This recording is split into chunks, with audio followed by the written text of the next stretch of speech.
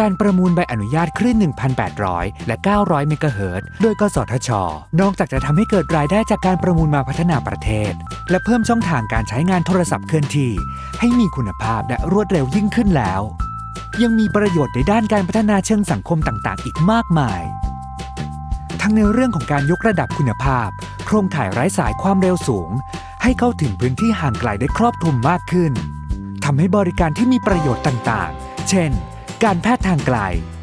และการศึกษาผ่านระบบอินเทอร์เน็ตทางไกลให้บริการได้อย่างมีประสิทธิภาพยิ่งขึ้นที่สำคัญยังเป็นครั้งแรกที่กสทช.กำหนดว่าให้มีแพ็กเกจราคาพิเศษที่ถูกกว่าทั่วไปแก่กลุ่มผู้พิการขึ้นมาโดยเฉพาะดังจะเห็นได้จากผู้พิการทางเสียงที่ต้องการพึ่งพาการสื่อสารประเภทวิดีโอคอลเป็นหลักเพราะต้องใช้ภาษามือในการสื่อสารถ้าจะพูดกับคนทั่วไปก็ต้องผ่านศูนย์ที่ TRS เป็นตัวกลางแปลให้อีกทีความเร็วจึงมีความจำเป็นต่อคุณภาพการสื่อสารมากรวมถึงการจัดทำเอกสารด้วยตัวอักษรขนาดใหญ่หรือใช้อักษรเบรลล์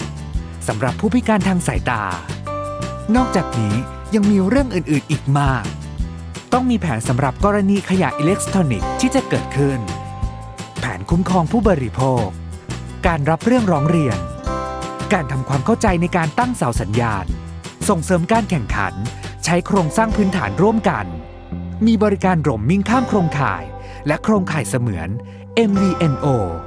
สนับสนุนงานของรัฐเพื่อปกป้องสิทธิและความปลอดภัยของสังคมภาคเอกชนเกิดการจ้างงานมีรายได้หมุนเวียนจากการลงทุน